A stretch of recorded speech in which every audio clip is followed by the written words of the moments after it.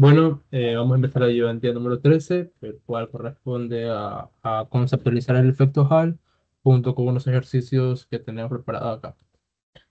Ok, eh, para el efecto Hall tenemos lo siguiente.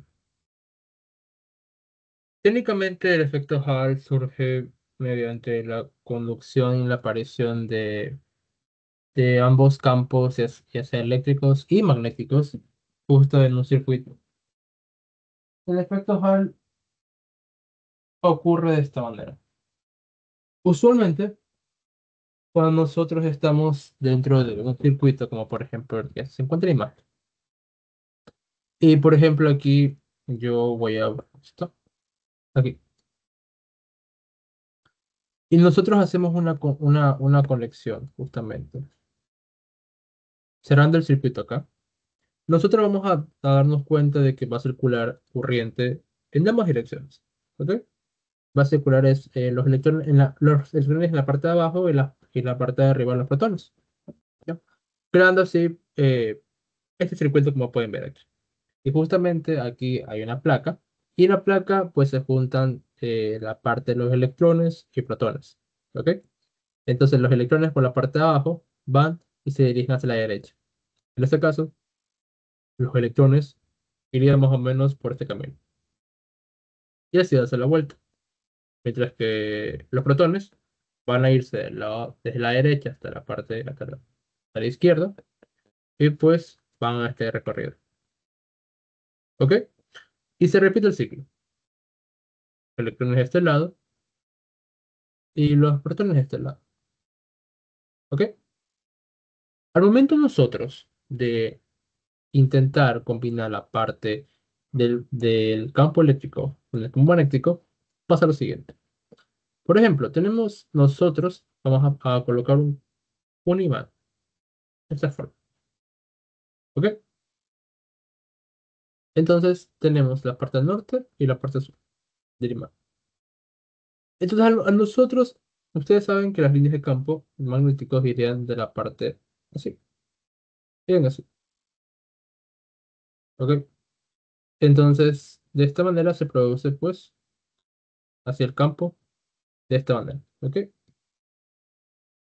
Saliendo de la parte del norte e ingresando a la parte del sur.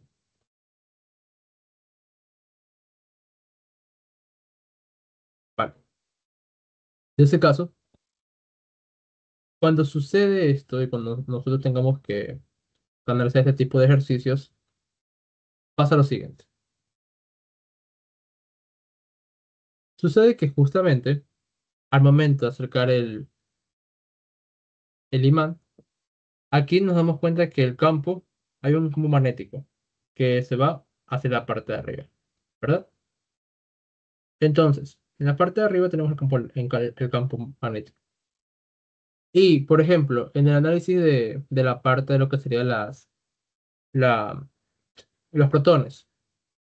En la parte de los protones, aquí, con la regla de la mano derecha, nos damos cuenta que los protones van hacia la izquierda y el campo va hacia arriba. La palma de nuestra mano se dirige hacia arriba y los dedos en la parte izquierda.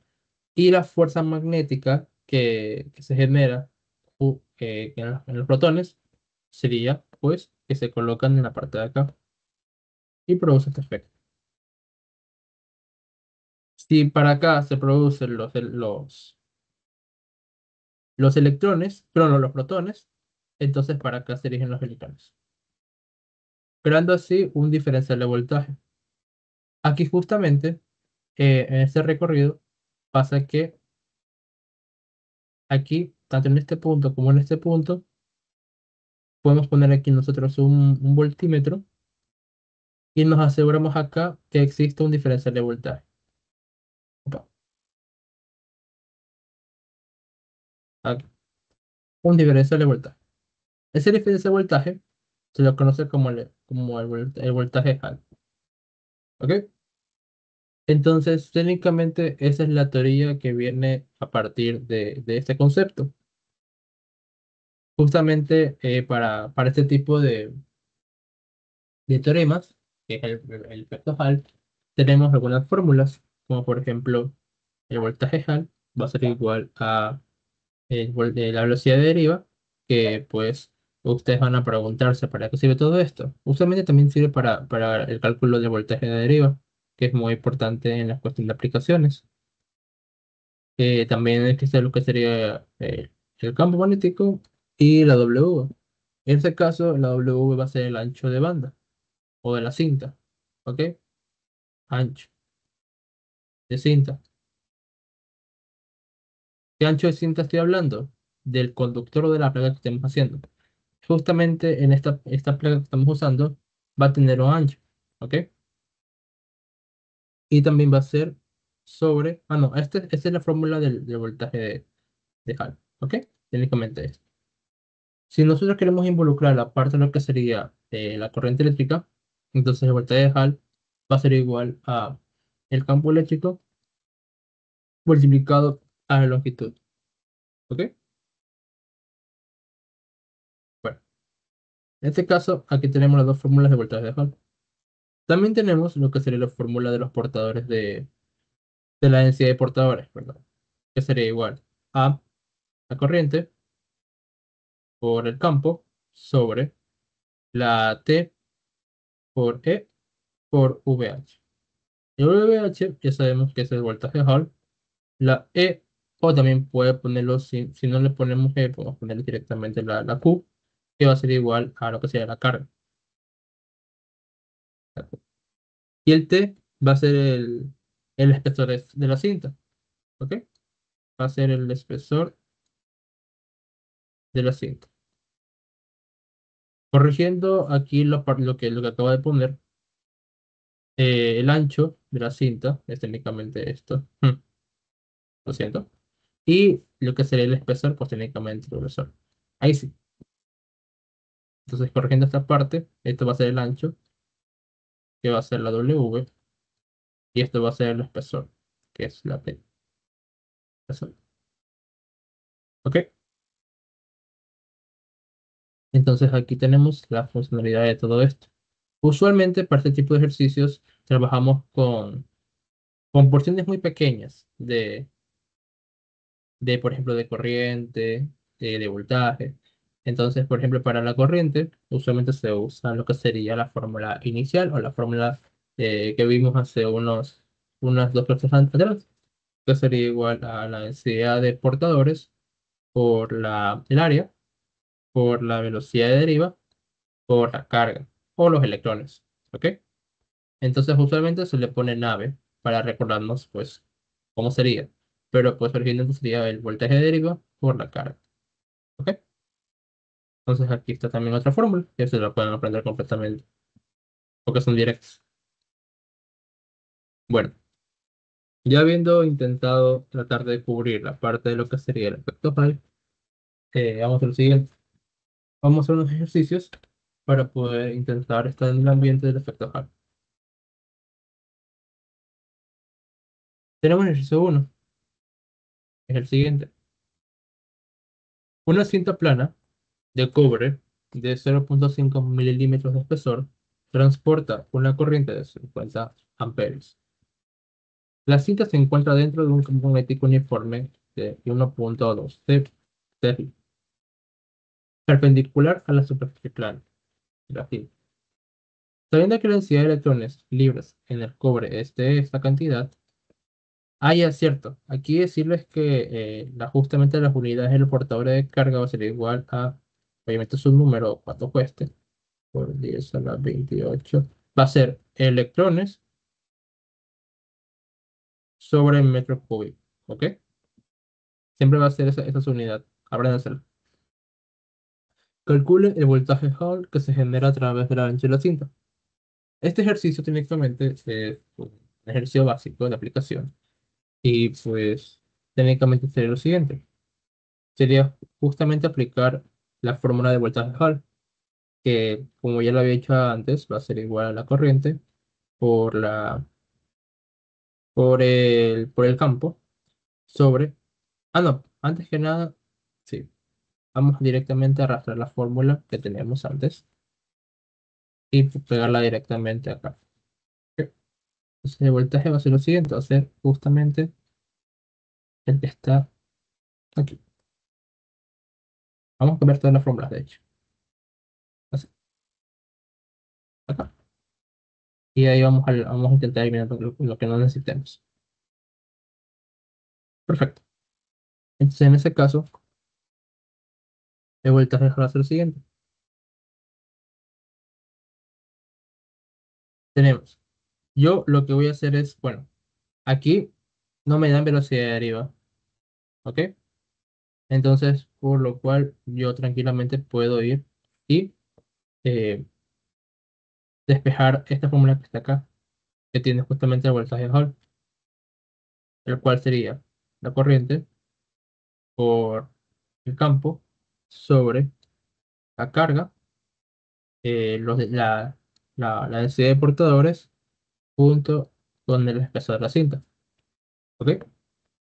Entonces, al despejar eso, obtenemos que justamente, bueno, no al despejar, ya está despejado. Sería calculando esto, nos daría 50 por 1,2 Tesla sobre la carga, que sería igual a, ya, aquí como me dice, ya, acá en la densidad de electrones, ya, perfecto, la densidad de electrones, entonces justamente, ¿cuánto cuesta un electrón? 1,6 por 10 a la, si no me equivoco, déjame buscar por aquí,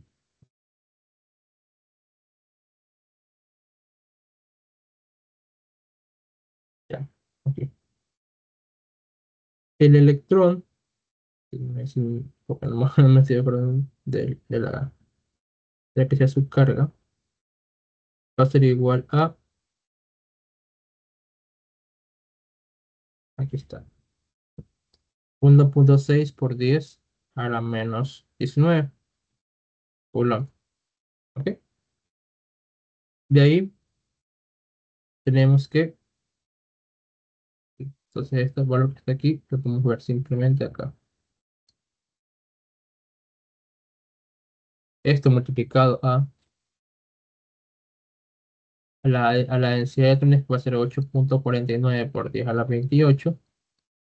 Y de esto ya no nos ve, la verdad. Nos borramos esto. Justamente también con lo que sería el espesor de carga. Y el espesor aquí me dicen que es de 0,50 milímetros. Si nosotros convertimos esto a metros, porque se supone que deberíamos convertir todo lo que sería, todo lo que nos debería servir a unidades de sistema internacional, pues sería más o menos como un 0,00005. Sí, 3 ceros. Calculando esto, nos haría igual a, metiendo toda la calculadora, que era 50 por 1,2 dividido para 1,6 por 10 a la 19 por 8,49 por 10 a la 21 por 0,0005. En este caso nos daría un valor,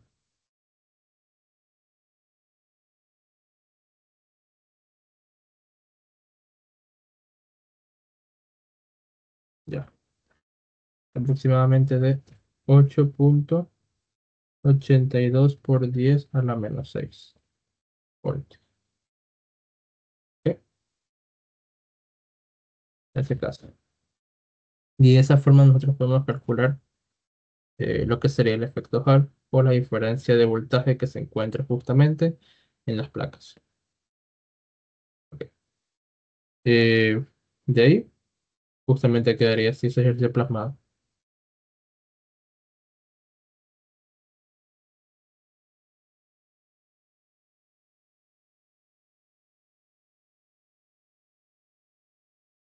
Aquí, sí, claro que aquí sí me quedo pues 28. Sí, 28. Listo. Ahora sí, eso sería todo. Y en el siguiente ejercicio tenemos lo siguiente. Es casi la misma, lo mismo que procedimiento que hay que hacer. Sin embargo, aquí se nos pide la velocidad de deriva y la densidad de portadores. En este caso, dice lo siguiente. En un laboratorio de investigación de materiales, se está probando una nueva oblea rectangular de un material semiconductor, desconocido para usarla como sección. La muestra tiene un ancho de 2,0 centímetros y un espesor de 1,5 milímetros. Se hace circular una corriente de control que sería igual a 250 miliamperios a lo largo de la muestra. Cuando se aplica un campo magnético uniforme de 0,6 Tesla perpendicular a la cara plana, se mide un voltaje transversal Hall de 4,8 milivoltios. Como pueden ver aquí justamente, lo chévere de todo esto es que tiene sentido todo lo que ya se ha dicho con el efecto Hall por el hecho de que mencionan la parte de la aplicación del campo magnético, justamente, y, y todo lo que se ha dicho anteriormente con respecto a la corriente y a la diferencia de voltaje que surge a partir del campo magnético existente. De ahí se nos pide calcular lo que sería la velocidad de deriva de los portadores de carga y la densidad de portadores de carga material. Usando las fórmulas que ya antes habíamos hecho, tenemos lo siguiente, tenemos que el voltaje Hall va a ser igual a la velocidad de deriva multiplicado por lo que sería el campo magnético y por el ancho de lo que sería la banda. En este caso, me piden la velocidad de deriva. Aquí tenemos el voltaje Hall, perfecto. Tenemos lo que sería el campo magnético, perfecto. Y tenemos también lo que sería el ancho. Así que solamente es despejar el voltaje de deriva, la velocidad de deriva, perdón. Y la velocidad de deriva quedaría como voltaje Hall sobre el campo magnético multiplicado a lo que sería el ancho. Haciendo esta ecuación simple, tenemos lo que sería voltaje Hall, que es 4,8 milivoltios, 4,8 milivoltios, ojo, mili, sobre el campo magnético, que sería igual a 0,6. Ese está también unido correctamente, así que todo bien con él. Y también con respecto al espesor, que es de 1,5 milímetros. ¿Ok? Igualando esto, se obtiene que justamente se obtiene un valor de, si no me equivoco, 0,4 metros sobre segundos. Ok.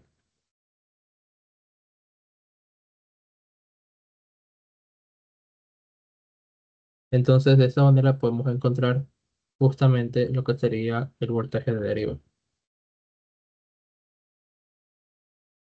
¿Ok? Vale. Aquí tranquilamente podemos valorar esto. Se acabó. 4,8. Por si acaso vamos a verificar. 4,8 y para 0,6 por 1,5.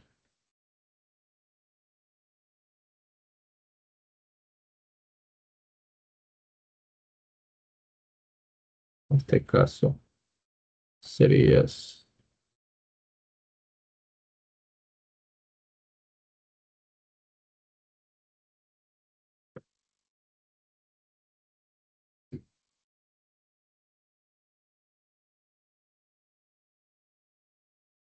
Entonces eso. Creo que sí. Está bien. Ok. En ese caso, tenemos lo siguiente. Me piden también calcular la que sería la densidad de portadores de carga de material. Entonces, la densidad de carga, de portadores, perdón, justamente tenemos una fórmula puesta que sería igual a la corriente, por lo que el campo, sobre la carga, el voltaje de deriva y el voltaje Hall. ¿Ok? Ya tenemos todo esto, que sería 0,150 por el Tesla, que sería 0,6, que es igual a la carga, que es igual a 1,6 por 10 a la menos 19, multiplicar el voltaje derivado que sería 0,4 y el voltaje de Hall sería 0,048. Ahí.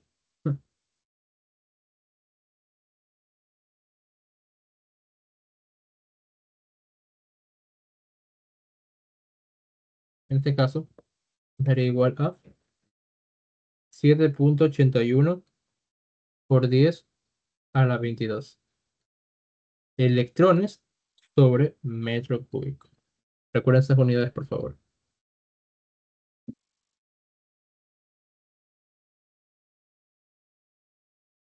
Y eso sería todo el ejercicio.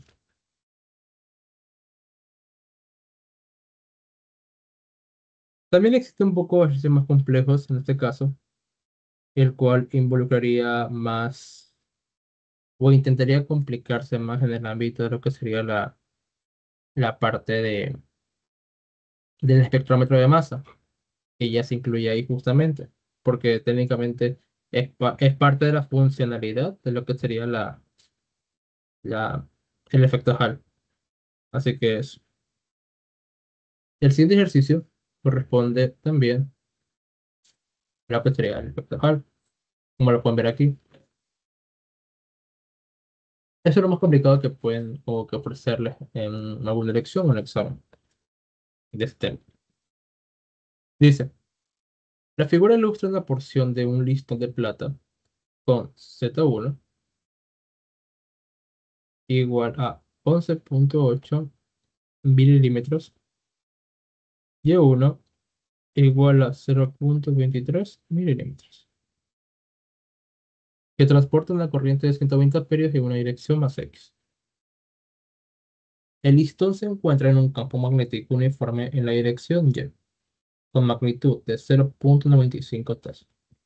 Aplique el modelo simplificado del efecto Hall y si hay 5,85 por 10 a las 28 electrones libres por metro cúbico, encuentre la magnitud de velocidad de deriva de los electrones en la dirección X.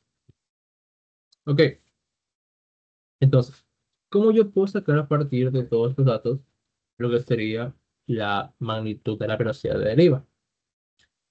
En este caso, pues tenemos lo siguiente, tenemos Z1, tenemos Y1, Y1 va a ser el espesor, bueno, vamos a poner un poco más clarito, va a ser el espesor. Tenemos Z1, que va a ser el ancho. Tenemos también lo que sería la corriente, que va a ser igual a 120 amperios.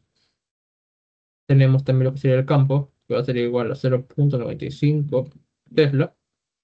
Y tenemos lo que sería los electrones, que sería igual a 5,85 por 10 a la 28, la- la- los portadores de carga. También tenemos la densidad de portadores, perdón. Y tenemos también la carga, que sería igual a 1,6 por 10 a la menos 19 coulomb. Ok, electrones sobre metro cúbico y ya están todas las unidades. Convirtiendo esto de 11,8 milímetros a metros, tenemos lo siguiente.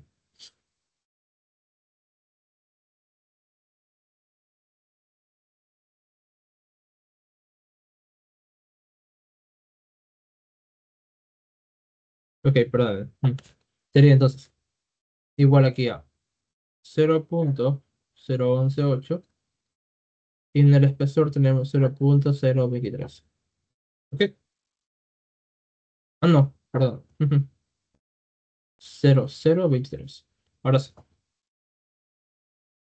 en este caso pasa lo siguiente.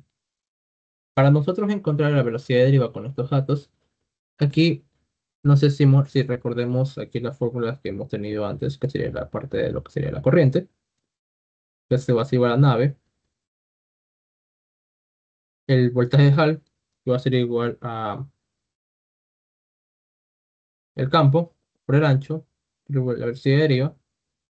Tenemos también los portadores de carga, que va a ser igual a la corriente por el campo sobre el espesor de carga, la parte de la velocidad de Hall.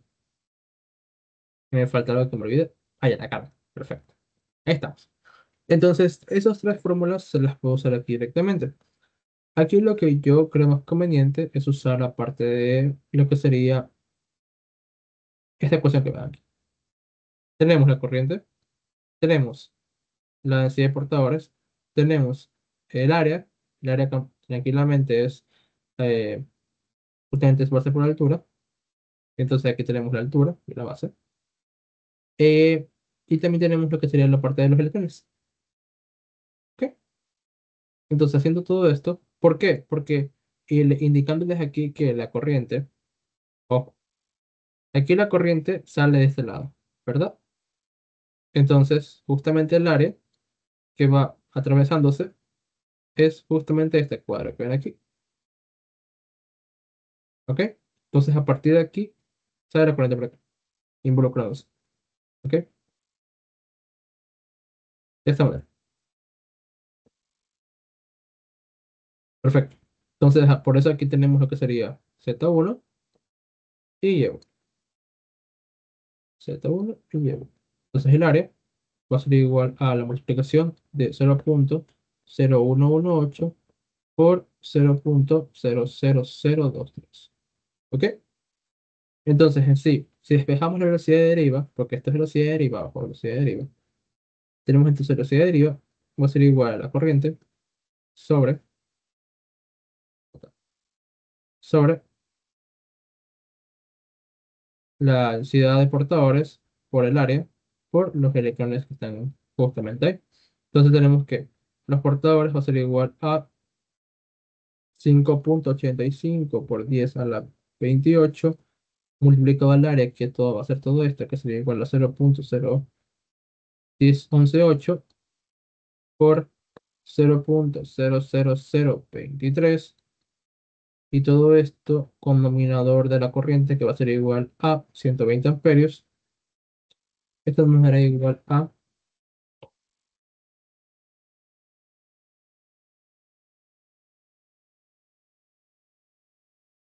que la velocidad va a ser igual a justamente 4,72 por 10 a la menos 3 metros a la segunda. Entonces aquí tenemos el resultado justamente. Entonces, a partir de la unidad de velocidad, en X, ojo, aquí viene y dice en X, por eso tomamos esta parte del área. ¿Ok? Se obtiene de esta manera. Movemos esto por aquí y esto tenemos que es el bloque A. Ahora, para el bloque B, tenemos esto. La magnitud y la dirección del campo eléctrico en la dirección Z debido al efecto Hall. Entonces, aquí, justamente, para poder hacer esta parte, la magnitud y la dirección del campo eléctrico. Ok, aquí lo que debemos hacer es lo siguiente. ¿De dónde parte aquí? Si nosotros aquí ponemos una carga, justamente en el centro, digamos que estamos viendo hacia arriba, tenemos una carga, ¿ok? Tenemos así, ¿vale?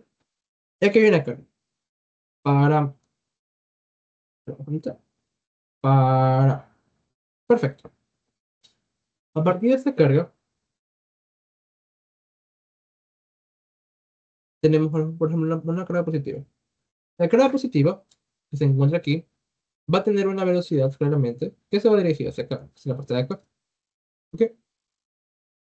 Ahora, si el campo se encuentra justamente hacia arriba, o sea, eso significa que en nuestra visión, si estamos viendo hacia arriba, el campo va a ser justamente saliendo de la pantalla.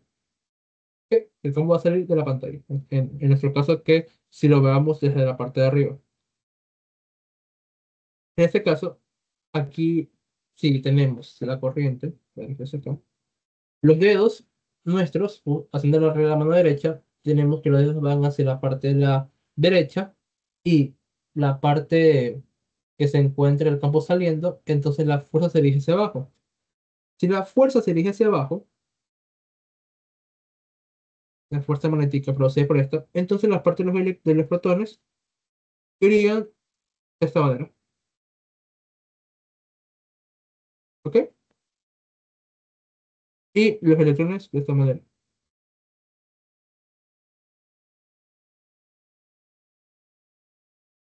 Los electrones irían justamente al otro lado porque si nosotros hacemos una prueba con un electrón, pues se dirigiría hacia la parte de arriba. ¿Ok? Entonces, aquí en este caso, se produce un campo eléctrico que se dirige justamente así. Se produce un campo eléctrico porque justamente aquí se produce una diferencia de potencial, que es el voltaje de Hall. ¿Ok? En este caso, la fuerza eléctrica que es producida por el campo eléctrico va a ir en la misma dirección que el campo eléctrico. ¿Ok? Aquí va a ser la fuerza eléctrica. Por lo tanto, aquí la fuerza magnética surge o sea, perdón, la igualación de la fuerza magnética con la fuerza eléctrica surge a partir de lo que sería el diagrama del efecto Hall. ¿Ok? Entonces aquí está. Haciendo esta igualación, tenemos que en la fuerza magnética, tenemos que va a ser igual a la carga por el campo eléctrico igualado a la carga por la velocidad por el campo magnético. Entonces sacamos la carga y podemos calcular el campo eléctrico mediante pues la velocidad y el campo magnético. La velocidad aquí va a ser igual a la ya sacada por acá, que es la velocidad de deriva en este caso. Sería 4,72 por 10 a la menos 3 multiplicado también a lo que sería la parte de el campo magnético, que va a ser igual a la parte de 0,95 Tesla. En este caso, el campo nos daría igual a 4,48 por 10 a la menos 3 newton sobre Coulomb.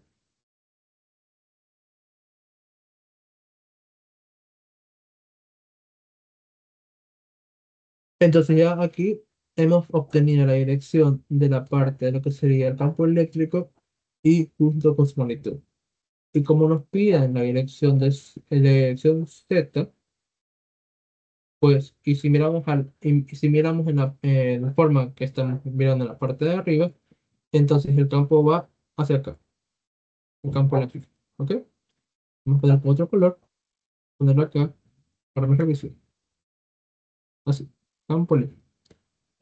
Entonces el campo iría justamente en contra de la dirección de Z. ¿Ok? Que sería menos Z. En conclusión, la dirección del campo eléctrico va a ser igual a esta de menos Z. Perfecto. La parte C nos dice el siguiente. La FEM de Hall. Simple y sencilla, la FEM de Hall. Para calcular la FEM de Hall, pues justamente podemos usar directamente la fórmula de lo que sería campo eléctrico multiplicado a la longitud. ¿Qué? ¿Cuánto sería la longitud aquí? Va a ser igual a 11,8. ¿Ok? Que sería justamente el largo que hay en esta placa. ¿Ok? Que es donde se produce justamente el voltaje de Hall. El voltaje de Hall se produce justamente en este largo que hay aquí, de la parte de arriba para la parte de abajo. Entonces esta longitud va a ser igual a Z1. Entonces esto va a ser igual al campo eléctrico, que es 4,8, no, 4,48, disculpe, por 10 a la menos 3 multiplicado a lo que sería 11,8, que en este caso va a ser 0,018 metros. Y esto nos daría igual a un valor de 52,4 microvoltios. ¿Ok? Entonces aquí está. Y así se obtiene este resultado. Ya para el cuarto literal, que sería la D, pues tenemos que hacer una gráfica. Dice lo siguiente. Toma un electrón en una posición Z, que sería mayor a cero. Grafique las fuerzas eléctricas y magnéticas, así como la trayectoria del electrón. Identifique la superficie que se encuentra a mayor potencial. ¿Ok? Entonces en esta parte podemos hacer un cuadro. Justamente, justamente es el diagrama que hicimos en la parte B. Sin embargo, como nos pide un electrón, pues podemos hacer justamente el análisis, pero con el electrón ahora. En este caso, aquí tenemos lo siguiente.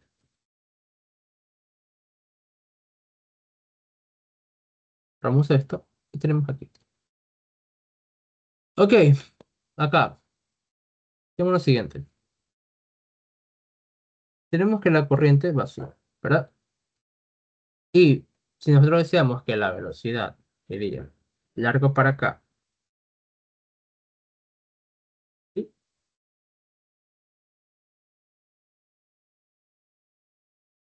Ahora, en este caso, la parte de lo que sería, borramos todo esto, porque se supone que esto cambia todo el análisis, ya que es un electrón. Ahí sí, ahí sí, ahí sí, perfecto. Ahora, ahí. En este caso, la corriente, pues, del electrón va a ser en contra de lo que sería la corriente normal, ¿ok? Sería en contra. Aquí sería la velocidad a la que se dirige. Y el campo va a ser igualmente de la manera que esté afuera. En este caso, si el campo está afuera y la velocidad se encuentra a la izquierda, entonces la fuerza iría, nuestra pulgar iría hacia arriba. Sin embargo, como estamos hablando de un electrón, entonces lo que sería la fuerza magnética sería en la parte contraria. Entonces, de esta manera, aquí obtenemos que los electrones se dirigirían a la parte inferior, mientras que los protones se dirigirían a la parte superior.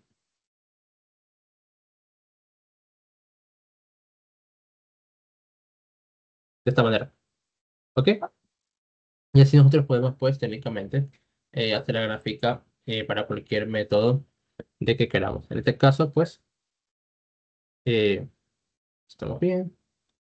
Y la fuerza, la parte del campo eléctrico sería así. Y la fuerza eléctrica sería para otro lado, ya que estamos hablando de un electrón. Entonces aquí tenemos ya la gráfica hecha. Y listo. Y así de esta forma realizaríamos el ejercicio número 3. Y con esto se acabaría, pues, la introducción a lo que sería la parte del voltaje. Ahora,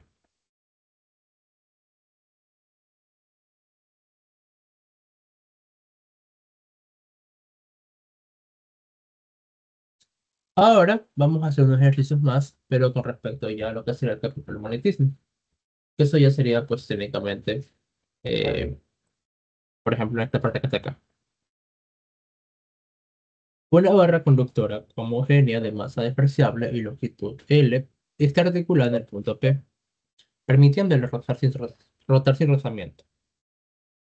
El extremo superior de la barra está conectado a un muro vertical mediante un resorte horizontal de constante eléctrica, perdón.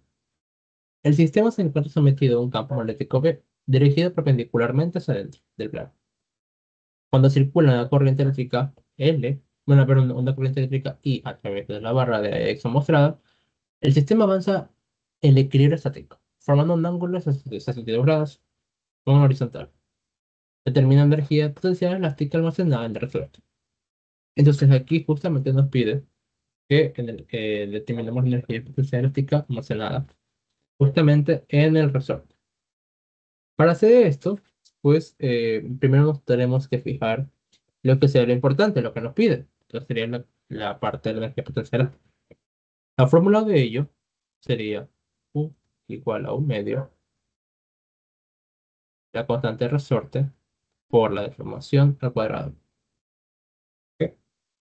Nuestro objetivo es intentar conseguir todas las variables necesarias para poder calcular la energía, que sería la parte de la constante y la parte de la información.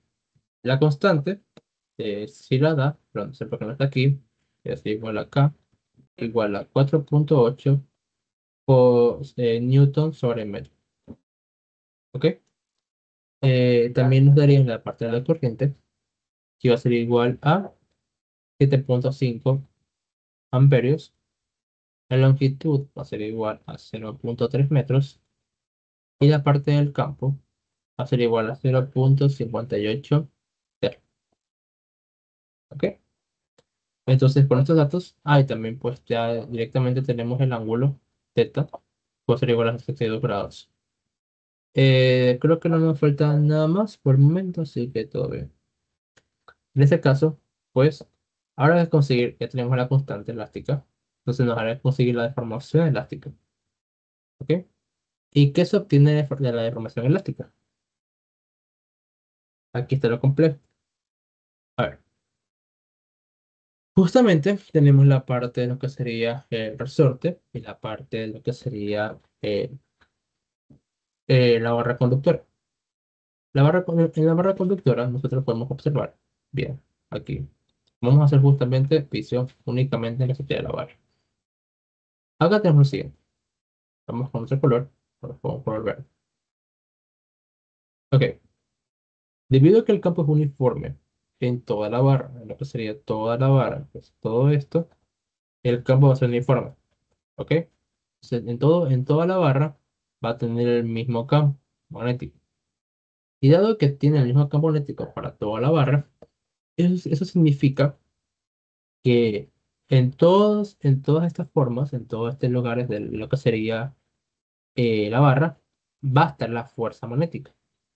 Sin embargo, como es un sistema de torque en el cual la tenemos que girar una varilla con una varilla, en este caso, como está uniforme en toda la varilla, la, la fuerza va a actuar siempre, siempre, siempre en el centro de masa. Esto quiere decir que la varilla va a estar justamente dispuesta, su fuerza va a estar dispuesta en el centro. ¿Ok? Entonces, de esta manera, tenemos que la fuerza magnética hacia justamente actuando de la barra va a estar justamente en el medio. ¿Ok? Aquí también hay otra fuerza actuando. En este caso, la fuerza que actúa justamente en esta barra va a ser la fuerza elástica. La fuerza elástica va dirigida justamente hacia la parte de acá, de esta manera. Por qué se elige acá? Porque justamente la parte elástica va a oponerse a, al cambio del resorte. ¿Ok? Entonces acá va a estar la fuerza elástica. Va. Entonces hasta ahí, todo bien por el momento. ¿Por qué necesitamos todo esto? Porque para la fuerza elástica, tenemos que la fuerza elástica va a ser igual a lo que sería a la K, que sería la parte deforme, por lo que sería la, la deformación en sí. ¿Ok? Entonces ya a partir de aquí debemos darnos o intentar sacar la parte de lo que sería la constante de deformidad, pero la deformación en sí, para poder calcular pues esta parte que está acá. ¿Ok? En este caso, tenemos también lo siguiente. Eh, ahora también, pues, para una barra metálica, como por ejemplo en esta parte de esta barra, tenemos la fórmula de lo que sería la fórmula magnética, de la fuerza magnética. Va a ser igual a la corriente multiplicado a lo que sería el largo, producto por el campo. ¿Ok? Entonces, su magnitud va a ser justamente lo mismo, simplemente que aquí va a ser que el producto plus desaparezca y el B, pero aquí el seno va a ser de qué? Va a ser justamente el seno entre la parte de la longitud de la barra con el campo magnético. En este caso, como pueden ver, el campo justamente se dirige adentro de la pantalla y la parte de lo que sería la longitud de la barra, pues se dirige, siempre se dirigirá perpendicularmente a lo que sería el campo. Así que aquí va a ser justamente 90 grados. Si no es 90, va a ser igual a 1. Entonces, de esta manera, nosotros tenemos que la fuerza magnética, su magnitud va a ser igual a la corriente por la longitud por el campo. Entonces, aquí ya tenemos esta, justamente la que sería la fuerza magnética. Ahora, aquí, justamente en esta aplicación de ejercicios, aparece un tema muy importante, que es la parte del torque. ¿Por qué? Porque justamente este es un brazo. Técnicamente, este es un brazo el cual tú le haces movimiento de la barra que está sujeta a una parte elástica. ¿Ok? Entonces aquí corresponde hacer torque. Pero a pesar de aquí que no nos dice aquí está, en la parte que dice que está articulado, permitiendo que pues rote sin rozamiento, entonces esto se puede decir que el rozamiento es despreciable. ¿Ok? En este caso, aquí eh, justamente la fuerza magnética se dirige hacia acá. En este caso, realizo un torque, la fuerza magnética, de este lado.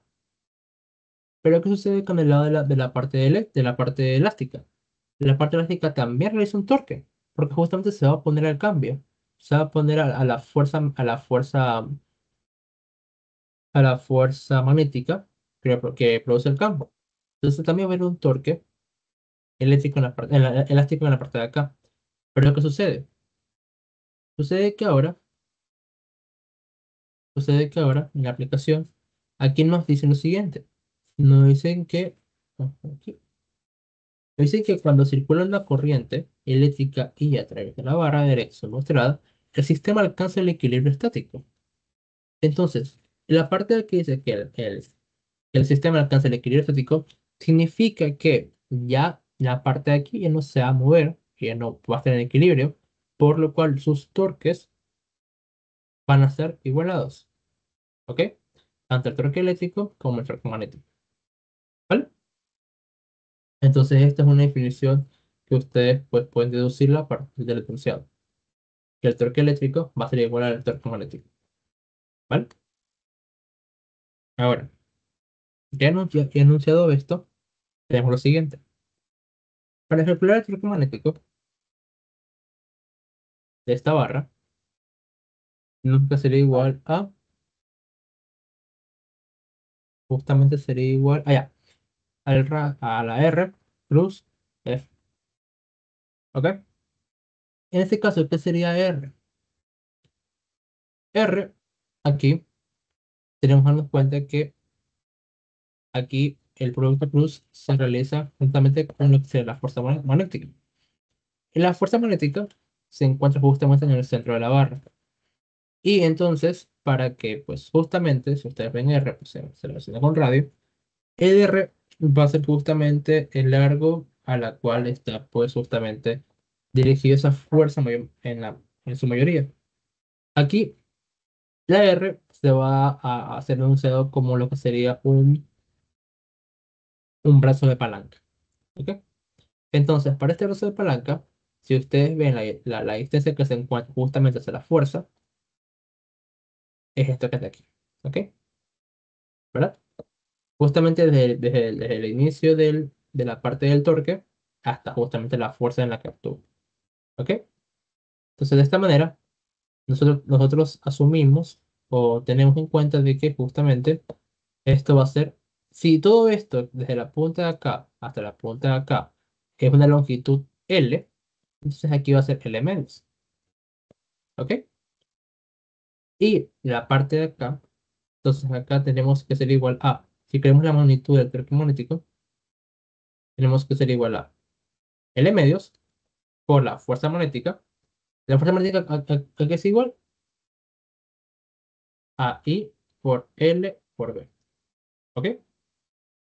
Ahora, aquí es un producto cruz, por lo cual debemos aquí darnos cuenta de que cuál sería el ángulo que existe entre estas dos variables. Aquí, lo que sería el brazo de palanca, ¿hacia dónde se dirige? Hacia arriba, ¿verdad? Entonces aquí el brazo de palanca, como se dirige hacia arriba, pues tenemos que, justo con lo que sería la fuerza magnética, tenemos aquí perpendicularidad, por lo cual aquí hay un ángulo de 90 grados,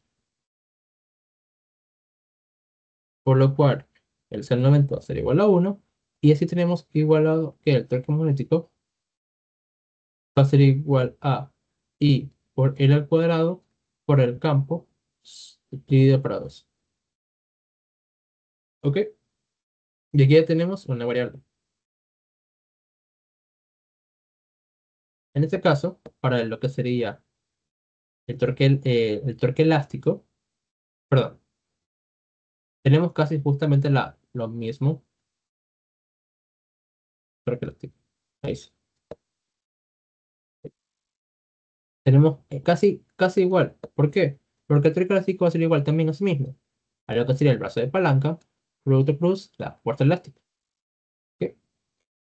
En este caso, la magnitud de esto va a ser igual a lo siguiente. Tenemos que el torque elástico va a ser igual a el brazo de palanca. En este caso, como se dan cuenta, la fuerza que actúa en la parte elástica es hasta el final de la barra. Por lo cual, en este caso, el brazo de palanca va a ser L. Ya no va a ser L medios. Tenemos la fuerza eléctrica. ¿La fuerza eléctrica cuánto es? La fuerza eléctrica aquí lo determinamos que era igual a K por X. K por X. Ahora, el ángulo que existe entre la fuerza elástica, perdón, y lo que sería la parte del brazo de palanca. Si nosotros hacemos un ángulo aquí, nos damos cuenta que aquí topamos. Acá. Nos damos cuenta que el ángulo va a ser justamente este aspecto que hay aquí. ¿Sí ven? Este es el que está justamente en medio. Entonces vamos a poner un beta. Ese beta, ¿cómo se lo calcula? Beta. En este caso, para calcularlo, pues se obtiene que sería igual a 180 menos los 62 grados que se encuentran justamente en la parte de abajo. 62 grados. Eso nos daría igual a un beta igual a 118 grados. ¿Ok? Entonces aquí va a ser igual a seno de 118. Y de esta manera ya también obtenemos lo que sería la parte del torque elástico. Igualando esto, obtenemos lo siguiente. ¿Por qué? Porque ya en la parte de arriba asumimos que el torque elástico va a ser igual al torque magnético. ¿Ok? Igualando esto, tenemos que L, K, X, seno de 118 va a ser igual a la corriente, para el vector cuadrado, por el campo, sobre 2. Sacamos L con L y obtenemos, despejando ya la X, tenemos que va a ser igual a la corriente por el campo sobre 2 por K por el seno de 118. Entonces ya a partir de aquí tenemos lo que sería la deformidad, por la deformación que existe justamente en el resorte.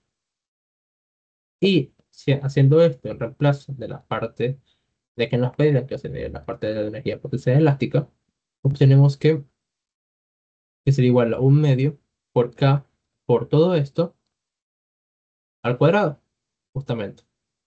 2K seno de 118. Todo esto al cuadrado. Y aquí ya podemos sacar pues todos los valores correspondientes a los que nos fue el ejercicio. Era igual a K. ¿K cuánto es? 4,8. La corriente va a ser igual a la corriente va a ser igual a 7,5 multiplicado a el campo magnético, que va a ser igual a 0. ¿Cuánto era? 0. Para que me decía, 0,58. 0,58, todo esto al cuadrado, sobre, multiplicado 2 por 2, no, sería 2. Todo esto sería 2 por 4,8 por el seno de 118. Todo esto al cuadrado. En este caso, si sacamos la calculadora, obtenemos que la parte de la energía potencial del, del resorte va a ser igual a metro cuadrado y da para 2 por 4,8 por el seno de 38. Y esto va a ser igual al cuadrado. Entonces aproximadamente va a ser igual a 0,63. ¿Ok?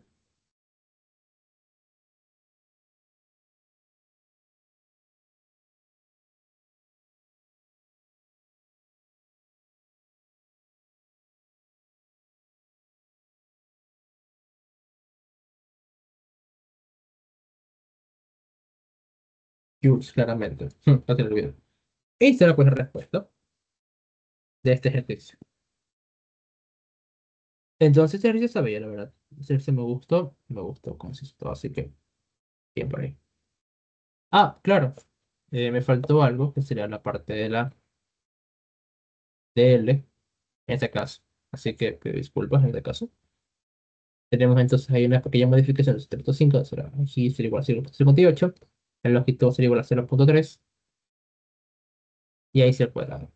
En este caso, el cambio sería igual entonces a la 0,3 va a ser igual a 5,68 por 10 a la menos 2. ¿Ok? Aquí. Así que sería igual a 5,69 por 10 a la menos 2 joules. Ok, y ahí está, resuelto el ejercicio.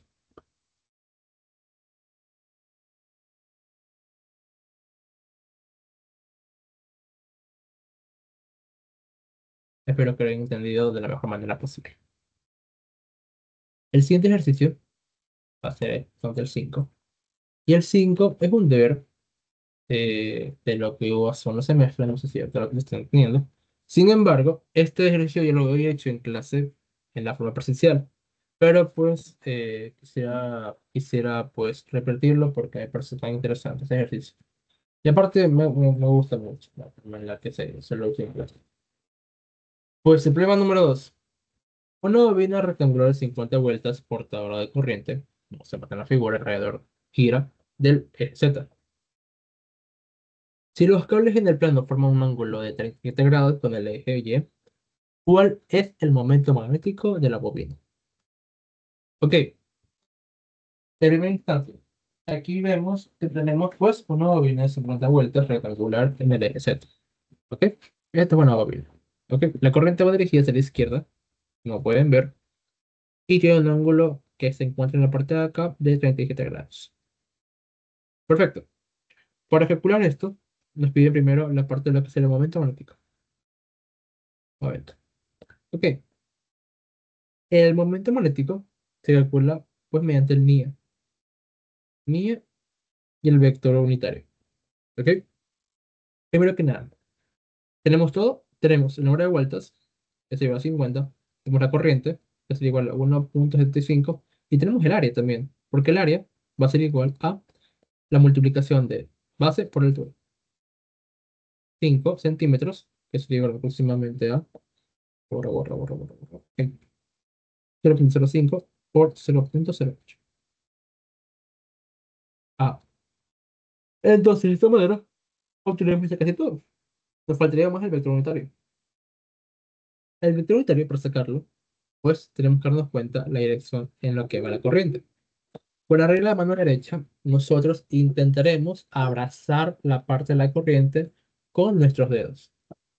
En eso, si nosotros cogemos nuestra mano derecha y la giramos, es como que dirigimos la huella de los dedos en torno a la corriente, nos damos cuenta de que nuestro pulgar va justamente en esta parte del centro para abajo. Con otro color, a ver, más para ahí, ahí. Esta parte aquí hacia abajo. O sea, aquí ya tenemos nuestro vector unitario. ¿Ok? Ahora, ¿cómo se armaría un vector unitario en este caso? Un vector unitario tiene dos componentes. Tiene la parte de I y la parte de J. tenemos el coseno del ángulo y más la parte del seno en contra. ¿Ok? Ahora, ¿qué ángulos nosotros tenemos pues que hacer con respecto a lo que sería esto? Justamente, justamente es el ángulo puesto en el ejercicio que es de 37 grados. En este caso tenemos que va a ser igual al coseno de 37. Y, y ahora, aquí, ¿qué sucede con esto? Aquí hay algo muy curioso, porque justamente si nosotros vemos de forma de 2D y lo vemos justamente como si estuviéramos en el eje de la Z, tenemos lo siguiente. Tenemos que aquí la gráfica sería así, ¿verdad? Entonces aquí, no, un poquito, está muy grande. Sería más o menos así, ¿ok? Vemos que aquí están los 37 grados, ¿vale? Entonces aquí, justamente, el vector que se dirige acá va a ser el unitario, ¿ok? Va a ser justamente este el vector unitario que se encuentra, pues, en la gráfica. Bien.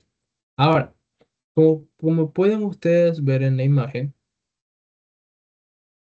se pueden dar cuenta de que el vector unitario se encuentra en la parte del cuarto cuadrante. Este sería el cuarto cuadrante. ¿Ok?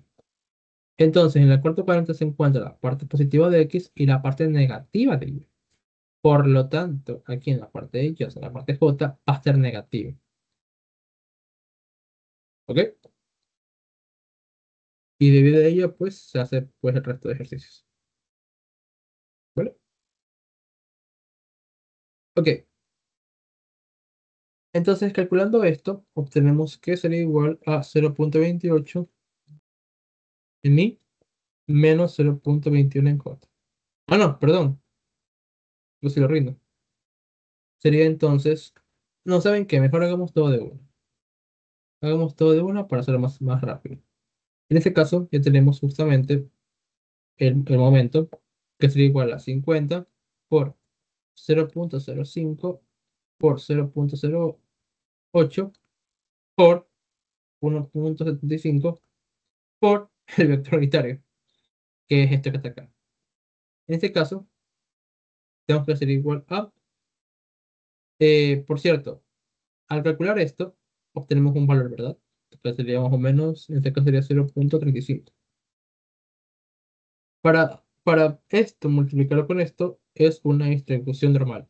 Significa que al 0,35 voy a multiplicarlo por el coseno de 77, y al 0,5 multiplicarlo por el seno de 77. ¿Ok? No es nada del otro mundo. Así que aquí en total quedaría 0,28 y menos 0,21 en J. ¿Vale? Y las unidades de momento sería igual a el área por el metro cuadrado. Listo.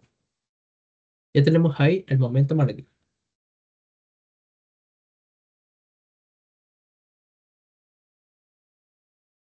Ahora, nos dice lo siguiente.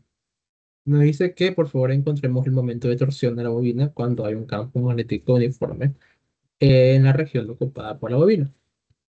Entonces, si hay un campo magnético uniforme y aquí me dicen justamente, perdón, justamente me dicen aquí en qué parte está, me dicen que está en J. ¿Lo ven? Bien. Como está en J, significa que se encuentra en la parte superior de la Y dirigida hacia arriba. ¿Ok? De esta manera, podemos hacer lo siguiente. Si el torque magnético va a ser igual a momento cruz K. Ya sabemos cuál es el momento, ¿verdad? El momento va a ser igual a 0,28, uy, va a ser casi lo rindo, 0,28 y menos 0,21 en J. Mientras que el campo va a ser igual a cruz, cruz, cruz, cruz, cruz. 1.75 si me equivoco, era 5, perdón. 1.5 en J. Entonces, como esto es un cruz, ahora hay que hacer pues justamente el U cruz B. Esto va a ser igual a algo muy sencillo. Y J, K. Colocamos los valores correspondientes, 0.28 menos 0.21 y en K 0. 0, 1.5, 0. ¿Ok? Y si ustedes han aprendido cálculo vectorial, se acuerdan de que si cogemos en la parte de la I, entonces sacamos todo lo que sería esta fila y esta fila que está acá, sacamos y solamente analicemos la parte de lo que sería lo que nos queda. ¿Ok? Que sería esta que está aquí. Y así con el resto.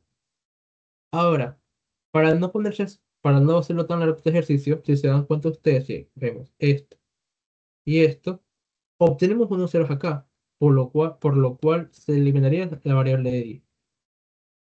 Si nosotros hacemos lo siguiente con j, nos daremos cuenta que también tenemos los dos ceros acá y nos quedaremos con cero. Por lo cual, la única variable que nosotros no podíamos, no, pero no podemos como que eliminar en su totalidad, va a ser la k. ¿Por qué? Porque si calculamos k, tenemos que sería igual a 0.28 multiplicado a 1.5 menos 0.21 por cero.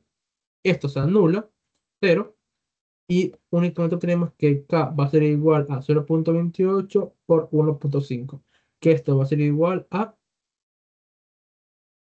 0.28 por 1.5 es 0.42. Perdón, aquí puse k igual. Que aquí el torque va a ser igual a 0.42 en k. O sea, más o menos en z más. ¿Ok? Ese es el torque. Y de esta forma tenemos la solución de este ejercicio. ¿Ok? Ahora, también hay otra forma de hacerlo, que pues intentar al menos no coger la parte de las magnitudes, pero la parte de lo que sería los vectores que involucran este ejercicio, sino sus magnitudes. Para hacer de esto de otra manera, pues tenemos lo siguiente. Uy, ¿qué hice? Ahí sí, tenemos lo siguiente. Vamos a copiar un ejercicio y hacerlo de manera mucho más rápida. ¿Por qué? Porque si queremos aquí simplemente hacer por partes solamente magnitudes, tenemos que aquí la magnitud del momento va a ser igual a NIA, simplemente. ¿Y cuánto era NIA? Y yo les había dicho 0.35 si no me equivoco. Sí, 35. ¿Ok? Que es técnicamente aquí la multiplicación de las 50 vueltas por 1.5 de la corriente por el área que sería igual a 0.08 por 0.05, ya que esto daría igual a 0.5. ¿Ok? Sin el vector unitario. De ahí obtenemos lo que sería la parte de el torque, que el torque va a ser igual a lo que sería la parte de... Ah, sí, aquí, ojo, aquí no les dice que calculen la magnitud del momento magnético. Ojo, aquí no le dice eso, aquí le dice momento magnético. Por lo cual, aquí obligatoriamente ustedes deben intentar hacer, o sea, intentar hacerlo de manera vectorial. Ojo, ya, así que, ojo. Pero, pues, de esta forma se la puede hacer. Aquí el torque, tenemos lo siguiente, tenemos que ser igual a, ya, el torque va a ser igual al campo, por, pero el campo al momento, por el campo, por el seno del ángulo. ¿Ok? Que ese sería igual justamente a su magnitud. ¿Ok? En este caso, basándonos en la gráfica que se encuentra aquí. ¿Ok? Bueno, aquí. Bueno, bueno, acá. Tenemos lo siguiente, tenemos aquí, ¿no? Ahí. Y eso. Y tenemos que esta vaina sería más o menos aproximadamente así. Ok,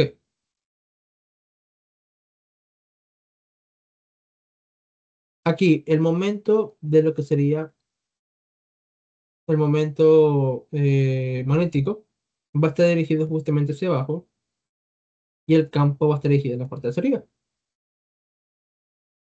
Ok, aquí en la parte de arriba. Si te das cuenta, si se dan cuenta todos ustedes, eh, aquí el ángulo que se forma justamente con el origen de, en el campo va a ser igual a 90 grados. Y aquí, justamente en la parte de acá, ¿qué ángulo se formaría? Si justamente aquí hay 37 grados, que sería en la parte de, la, de las bobinas, con, con el eje Y, o en este caso también con el campo magnético, 17 grados, acá también hay 37 grados. Por lo cual yo puedo asimilar esto como que si fuera el origen, como que si esto fuera menos 37 grados. ¿Ok? Entonces, debido a ello, el ángulo procede a ser 90 menos 37. El caso del ángulo sería igual a 127 grados. Por lo que aquí el momento va a ser igual a 0,75 por el campo, que sería igual a 1,5 por el seno de 127 grados. Nos daría igual a 0,42 si no me equivoco, como el campo que está arriba. Sí, perfecto, nos da igual. 0,42. Si se dan cuenta, aquí está. Entonces, de esta forma, nosotros podemos obtener justamente el torque. Pero aquí omitimos la dirección. Si no, a nosotros nos dicen que obtengamos la dirección del torque magnético, pues sería otra cosa. ¿Ok? Pero técnicamente así se resuelve todo el ejercicio. Las unidades del torque va a ser igual a Newton por metro. Decimos. Newton por metro. Y así finalizamos este ejercicio. De las dos formas que se puede hacer. Para finalizar, tenemos lo que sería el último ejercicio, que es esto. ¿Ok? Que este ni siquiera tiene las partes la, del libro. Perfecto. Ahora, en este caso me dice lo siguiente. Una barra metálica con peso de 2,6 newton en 1,5 metros de longitud tiene una resistencia de 10 ohmios y descansa horizontalmente sobre alambres conductores que la conectan al circuito de la fibra. La barra está en un campo magnético uniforme horizontal de 1,6 Tesla y no está sujeta a los alambres del circuito. Esto de que dice que no está sujeta a los alambres de circuito puede ser confuso, pero simplemente es para decir que no hay fricción en la barra. ¿Ok? O sea, que no hay fricción que actúe sobre ella. Si hubiera fricción, el ejercicio sería más complicado. Ah, ¿cuál es la aceleración de la barra justo después de que cierre el interruptor S? Claramente el interruptor S cierra, por lo cual ya fluye la corriente, pues justamente en ese lado. Para este ejercicio tenemos justamente la segunda ley de Newton, que es la ley de movimiento. ¿Ok? Esto sería igual a justamente la sumatoria de las fuerzas netas de un campo va a ser igual a masa por la aceleración, que para eso se necesita en el literal A. ¿Cuál es la aceleración de la barra justo después de que se el interruptor S? La fuerza que actúa justamente aquí, pues si nos damos cuenta, la corriente va a fluir en la parte de acá, ¿verdad? Fluye así. Como fluye de esta manera, pues nosotros con las de los pulgares, tranquilamente, podemos darnos cuenta de que justamente si enredamos la parte, el campo va a seguir justamente dentro de la pantalla, justamente ahí, dentro de la pantalla, dedos hacia abajo, justamente la parte de la palma hacia dentro de la pantalla, y obtenemos que nuestro pulgar se dirige justamente a la derecha, de esta manera. Entonces, a partir de aquí tenemos la fuerza magnética producida en la barra. Ahora, aquí justamente se necesita esa fuerza, por lo cual aquí nomás tenemos que llevar la masa por aceleración. ¿Ok? Ahora, para la fuerza, perdón, para la fuerza magnética, tenemos que eso es igual a justamente a I. Ahora, ¿qué fuerza magnética usamos? Pues esto es una barra, esto es un alambre, una barra, perdón. Entonces usamos la de la barra, que sería igual a I por L producto cruz B. Pero en este caso vamos a usar la magnitud, que sería igual a B por el seno del ángulo. Aquí, longitud de la barra va justamente dirigida hacia acá. Campo está dirigida hacia adentro, por lo cual 90 grados se forma y por lo cual, pues por 90 grados, esto es igual a 1. ¿Ok? Rápido y sencillo es. Ya que tenemos I por L por B, va a ser igual a masa por aceleración. Aquí despejamos aceleración y tenemos que ser igual a I L B sobre M. L la tenemos, sí, 1,5 metros. B la tenemos, 1,7 Tesla, sí. Masa, masa la tenemos, pero la masa la podemos decir que es igual a peso sobre gravedad. Entonces aquí tenemos que sería peso sobre gravedad, que sería más o menos así. La gravedad tenemos, y el peso también tenemos, porque aquí dice el peso que es de 2,6 newton. ¿Ok?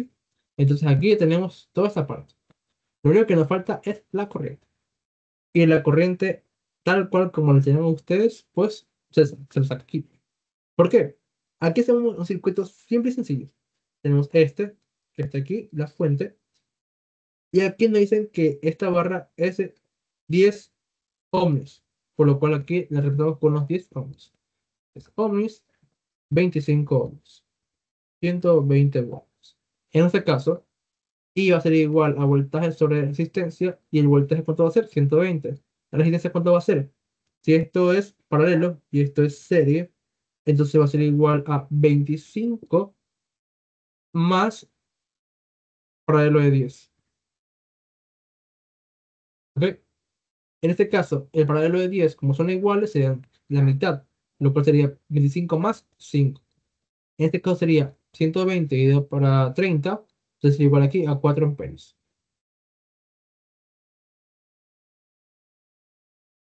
Ahora, aquí la corriente que necesitamos en sí es la corriente que sería justamente en el campo magnético.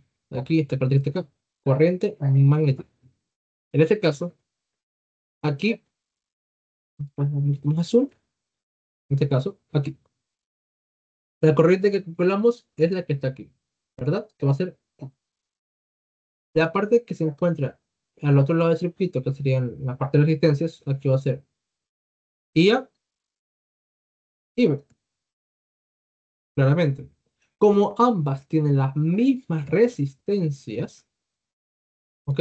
Y tienen el mismo voltaje, entonces ambas van a tener la misma cantidad de corriente circulando por sus ramales. Esto quiere decir que la corriente en B va a ser igual a la I sobre 2, por lo cual la corriente en B va a ser de 2 amperes.